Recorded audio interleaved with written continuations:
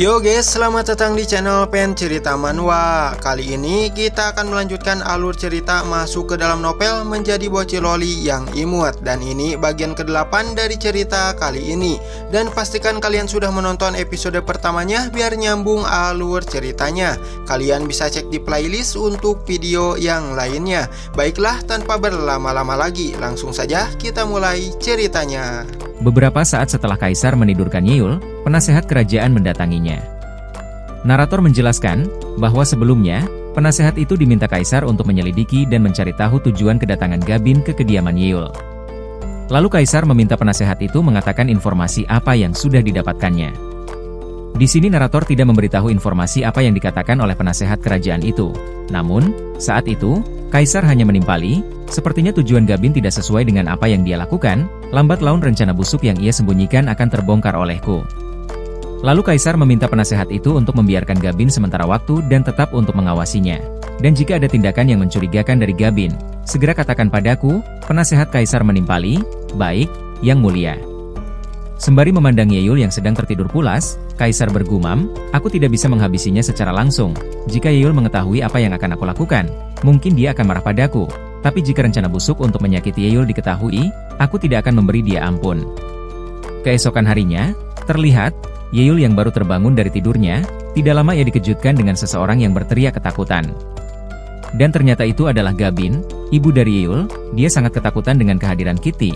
Saking ketakutannya dia, Gabin pun sampai jatuh ke belakang. Sembari mengibaskan tangannya, Gabin mengatakan, apa yang dilakukan monster ini di sini? Singkirkan dia dariku. Siapa yang membiarkan hewan itu berkeliaran secara bebas? Hukum siapapun orangnya. Melihat itu, Yeol mulai menyadari sifat asli dari Gabin itu. Dalam hati ia bergumam, baru juga 1 hari dia ada di sini, tingkah lakunya sudah berbeda seperti itu. Saat Gabin akan melemparkan secangkir gelas ke arah Kitty, Yeol berteriak meminta Gabin untuk berhenti. Setelah itu, Gabin berkata, Yeol, apa yang dilakukan hewan ini di sini? Apa yang akan kamu lakukan jika dia menyerangku? Yeol menimpali sembari mengelus kepala Kitty. Bukankah sudah aku katakan sebelumnya? Apa ibu sudah melupakannya? Gabin berkata, kemarin ya kemarin, sekarang ya sekarang, aku akan mengubah kediamanmu kembali menjadi seperti semula. Pertama-tama ayo buang hewan ini dulu. Dengan tatapan tajam, dengan tegas Yeol mengatakan, hewan ini bukanlah monster. Dia adalah Kitty, hewan peliharaanku. Lalu Yeol mengatakan juga, bahwa dirinya akan pergi ke sekolah. Dirinya tidak bisa menemani Gabin sarapan hari ini. Sembari melihat kepergian Yeol, Gabin bergumam, tatapannya berbeda dari kemarin. Dia mengingatkanku pada Kaisar, apa yang sudah terjadi padanya. Yang aku tahu, dia adalah gadis yang penakut dan pemalu. Tapi sekarang dia terasa berbeda.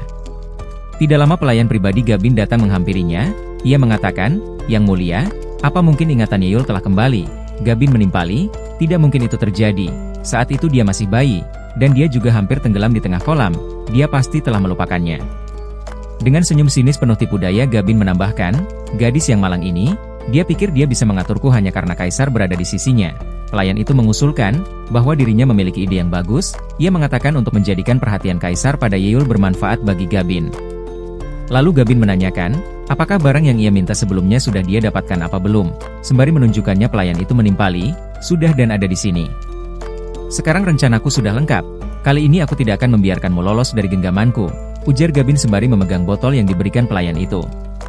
Kemudian scene berpindah, terlihat, kini, Yeol berbaring lesu di atas meja. Ia bertanya-tanya, kenapa hari ini Jungli tidak datang juga? Apa ada sesuatu yang terjadi padanya? Apa dia sakit? Tidak lama, Yeol dikejutkan oleh Yewon yang melemparkan ranselnya ke samping Yeol. Apa-apaan dengan ekspresimu itu? Apa ada sesuatu yang terjadi? Yeol menimpali, tidak. Melihat Yewon yang duduk di sampingnya, Yeol menanyakan, kenapa Yewon duduk di sini? Mendengar itu Yewon menimpali, seharusnya kamu bangga bisa duduk di sebelahku. Dalam hati Yeol bergumam, apa yang terjadi pada Yewon? Apa sekarang dia tidak membenciku? Lalu Yewon mengatakan, bahwa dirinya mendengar jika ibu tiri Yeol datang ke kediaman Yeol sembari menangis, dan hampir membuat masalah dengan Kaisar. Dengan wajah yang kebingungan, Yeol berkata, ibu tiri, apa maksudmu? Sembari memegang dan memperhatikan tangan Yeol, Yewon menjelaskan, hanya karena dia melahirkanmu, bukan berarti dia ibumu. Apa kamu tidak ingat apa yang pernah dia lakukan padamu? Aku tidak percaya kamu membiarkannya tinggal bersamamu. Mendengar itu, dalam hati Yeol bergumam, aku tidak tahu banyak cerita aslinya. Tapi bagaimana Yewon bisa tahu kalau Gabin memperlakukanku seperti apa? Apa putri ketujuh dengan putri ketiga memiliki hubungan baik sebelumnya? Setelah beberapa saat Yewon memperhatikan tubuh Hyul, ia mengatakan, beruntungnya kamu, dia belum memukulimu sejak dia datang ke kediamanmu. Sontak, perkataan itu membuat Hyul menjadi sangat kebingungan. Dalam hati Hyul bergumam, aku tidak tahu apa yang dia katakan, apa aku melupakan sesuatu yang penting. Dengan wajah yang sedikit cemas, Yewon menanyakan, apakah Hyul masih mengingat kebersamaan kita waktu itu? Kita pernah bermain dan jalan-jalan bersama, apa kamu tidak mengingat itu juga? Setelah mendengar perkataan itu, kepala Hyul sedikit terasa sakit, sembari memegangi kepalanya. Dalam hati Hyul bergumam, apa yang sudah aku lupakan, yang aku tahu, Yewon dan aku selalu bertengkar. Walau begitu aku tidak berniatan untuk membencinya. Tidak lama setelah menggumamkan itu, sebagian dari kepingan ingatan masa lalu mulai masuk ke kepala Hyul. Terlihat, saat itu, Hyul dan Yewon sedang bermain bersama di atas perahu. Dan di saat itu, Yewon melihat tangan Hyul yang memar dengan beberapa luka. Ia berkata, kenapa kamu ingin tinggal bersama Gabin? Bukankah dia selalu melukaimu? Aku akan meminta Kaisar untuk mengizinkanmu tinggal bersamaku. Itu juga jika kamu mau. Setelah mengingat kepingan-kepingan itu, Hyul bertanya, kakak, apa kita pernah berteman sebelumnya? Dalam hati ia bergumam, ingatan ini berasal dari putri ketujuh sebelum aku memasuki tubuhnya. Tapi, kenapa hubungan kita berdua menjadi buruk? Yewon berkata, apa sekarang kamu mengingatnya? Hyul menimpali, hanya sedikit. Aku ingat bahwa aku pernah terjatuh ke danau, tapi masih banyak hal yang belum aku ingat. Dengan kesal Yewon pun memukuli Hyul dengan lembut. Ia mengatakan, dasar kau ini, aku pernah memperlakukanmu seperti malaikat. Hubungan kita menjadi buruk karena ibu tirimu. Bahkan kamu tidak ingat hubungan kita sebelumnya. Dasar gadis nakal, beraninya kamu melupakan kenangan indah bersamaku. Sembari berlari menghindar Yewon, Hyul berkata, maafkan aku, tolong gunakan kata-katamu jangan tanganmu. Singkat cerita, kini, Shin memperlihatkan Hyul yang baru turun dari kereta. Terima kasih sudah mengantarku pulang, ujar Hyul. Yewon yang mengikuti Hyul turun dari kereta mengatakan, bukan berarti aku menyukaimu, hanya saja jalan pulang dari sekolah satu arah. Dalam hati Hyul bergumam, dia terlihat seperti tidak peduli, tapi nyatanya dia sangat peduli padaku, sangat mengkhawatirkanku, kenapa dia malah berpura-pura seperti itu. Tidak lama, mereka berdua dikejutkan dengan teriakan seseorang. Pelayan tidak berguna. Kamu bahkan tidak bisa mengusir hewan kecil ini, aku akan memenggal kepala kalian semua. Lalu Yewon segera pergi ke kediaman Hyul sembari mengatakan, biarkan aku yang masuk terlebih dulu, aku ingin melihat apa yang sebenarnya terjadi di sana. Terlihat, Sung Ah membungkuk pada Gabin. Ia mengatakan, yang mulia, Kitty adalah hewan peliharaan yang paling disayangi Hyul, kita tidak boleh menangkapnya. Jika Hyul tahu ini, dia pasti akan sangat marah. Dengan senyum sinis Gabin menimpali, aku adalah ibu Hyul. Dia akan tunduk dan mendengarkanku, dan beraninya pelayan rendahan sepertimu mengajariku. Sung Ah berkata, bukan seperti itu yang mulia. Hyul akan segera kembali sebentar lagi. Menangkap Kitty bukanlah ide yang bagus. Lalu Gabin meminta pelayan pribadinya untuk menghajar Sung Ah karena tidak menuruti perkataannya. Melihat itu dari pintu masuk, Yewon berkata dengan geram, lihat itu, ibu tirimu menyakiti pelayanmu. Apa kamu hanya akan berdiam diri saja? Saat Yewon akan menghampiri mereka, Hyul menghentikannya dan meminta Yewon untuk tenang, dan mengajak Yewon untuk menyaksikannya sebentar lagi agar mereka punya bukti. Mendengar itu, Yewon cukup terkejut. Tunggu, jadi kamu sudah tahu kalau Gabin bermasalah? Hyul menimpali. Iya, aku tahu. Jadi kamu tidak perlu khawatir.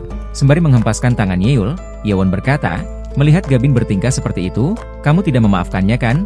Hyul menimpali. Kakak, kembali saja ke kediamanmu, biar aku saja yang mengatasinya. Lalu Hyul bersiul dengan memasukkan dua jarinya ke dalam mulutnya dan meniupnya.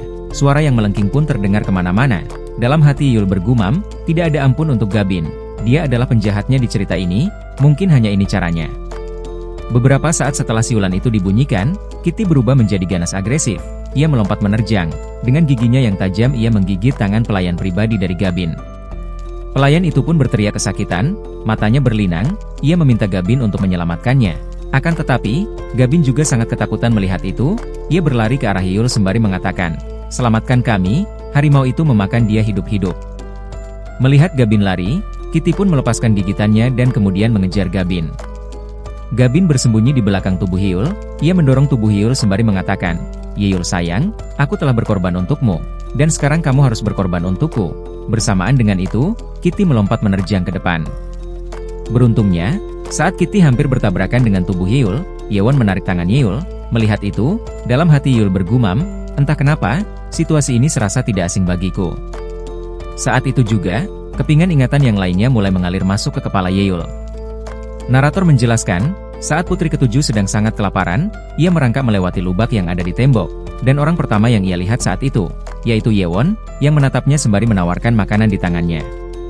Saat itu, Yewon berkata, "Apa itu tempat tinggalmu? Aku putri ketiga, Yewon Lee, kalau kamu lapar, kamu bisa menemuiku di sini." Dan saat itulah, hari di mana ia mendapatkan kehangatan dari kebaikan seseorang. Keesokan harinya, mereka bertemu lagi di tempat yang sama. Namun, pertemuan kedua mereka disambut dengan Yewon yang membawa banyak makanan dan beberapa obat. Saat itu Yewon menanyakan, "Kenapa di seluruh tubuh Yeol terdapat luka? Siapa yang melakukan itu padamu?" Yeol menjawab, "Ibuku." Ibu mengatakan, "Menyakitiku adalah satu-satunya cara agar kaisar mau datang menemuinya." Setelah mendengar bahwa Gabin memanfaatkan Yeol agar mendapatkan perhatian dari kaisar, Yewon sangat marah. Yewon datang ke kediaman Yeol dan membelanya. Ia memarahi Gabin. "Beraninya kamu menyakiti anakmu demi kepentingan diri sendiri. Ibu macam apa kamu itu? Dia masih anak-anak dan kau memperlakukannya seperti ini." Namun, Yeol menghentikan Yewon dengan menggigit tangannya. Dan di saat itulah, hubungan antara mereka mulai memburuk. Mengingat semua ingatan itu, kini Yeol mulai memahami alasan di balik pertengkaran mereka. Lalu Gabin akan memeluk Yeol sembari mengatakan, "Anakku sayang, ibu tadi sangat terkejut. Ini hanya kecelakaan, kamu tidak terlukakan." Tidak terima melihat Yeol yang terus-terusan dipermainkan, Yewon menendang Gabin sampai terpental ke belakang. Yewon berkata, "Seberapa jahatnya kamu? Tunggu saja, kamu akan menerima balasannya setelah ini." Melihat itu, dalam hati Yeol bergumam, "Yewon anak yang sangat kuat, tapi dia menangis saat aku memukulnya. Apa itu karena dia membiarkanku memukulnya? Kenapa aku tidak menyadari itu?" Menyadari Yeol terus menatap ke arahnya. Yewon berkata, "Apa yang kamu lihat? Aku akan menghukumnya demi membebaskanmu. Apa kamu tidak masalah dengan itu? Aku tidak pernah menyukai Gabin. Jika bukan karenamu, aku sudah mengusirnya dari dulu." Lalu Yeol berkata, "Terima kasih sudah menyelamatkanku." Mendengar itu Yewon bergumam. Dia tidak marah seperti dulu. "Padahal aku baru saja menendang ibunya." Yewon menimpali, "Aku tidak menyelamatkanmu. Jangan berpikir aneh-aneh, aku hanya..." Yeol menyela sembari memeluknya. "Terima kasih kakak. Kamu selalu melindungiku bahkan di situasi sulit sekalipun." Yewon menimpali, Apa kamu sudah mengingatku sekarang?" Yeol pun meminta maaf atas sebelumnya. Yewon menyela, "Rupanya kamu tahu caranya untuk berterima kasih. Kamu pikir aku akan berhenti marah dengan bertingkah imut seperti itu?" Yeol menambahkan dan berterus terang, bahwa, banyak ingatanku yang hilang setelah dirinya terjatuh ke dalam air saat itu. Tapi, sekarang sedikit demi sedikit ingatan itu mulai kembali. Sekarang aku ingat bagaimana kamu menyelamatkanku. Aku tidak berpura-pura lupa." Mendengar itu, Yewon sedikit terkejut. "Apa? Kamu jatuh ke air? Apa dia mendorongmu?" Lalu Yewon pun meminta para penjaga untuk menangkap Gabin dan menyuruh mereka untuk mengurungnya. Dalam hati Yeol bergumam, "Aku tidak ingat kenapa aku bisa jatuh ke danau. Gabin memanglah ibu yang buruk, tapi tidak mungkin dia mencoba untuk membunuh anaknya sendiri." Terlihat, Gabin pun diseret pergi dari sana. Gabin berteriak-teriak meminta untuk dilepaskan. "Yeol, aku minta maaf, aku sangat mencintaimu lebih dari apapun, tolong selamatkan aku kali ini saja. Aku ibumu. Akulah ibu satu-satunya, aku yang melahirkanmu, seharusnya aku mendapatkan kembali apa yang telah aku beri, dasar anak yang tidak tahu diuntung." Yewon menimpali ucapan Gabin itu, ia mengatakan, "Aku akan memotong lidahmu jika kamu berbicara lagi." Mendengar itu, Yeol memanggil Yewon sembari menarik baju belakangnya. Yewon berkata, "Kamu tidak akan menghentikanku lagi kan? Dia hampir saja membunuhmu." Yeol menimpali, "Tidak, bukan itu, hanya saja aku tidak sadar betapa pedulinya kamu padaku. Aku sangat malu dan merasa bersalah padamu." Sembari melangkah pergi keluar gerbang, Yewon berkata, "Hentikan berkata seperti itu, aku tidak melakukannya untukmu. Urusanku di sini sudah selesai, aku akan segera pergi." Dalam hati Yeol bergumam, cara bicaranya semakin kasar ketika dia merasa malu. Namun saat Yewon akan melangkah keluar, Yeol berkata, "Kakak, aku sangat pusing." Bersamaan dengan itu, tubuhnya sempoyongan dan kemudian terjatuh.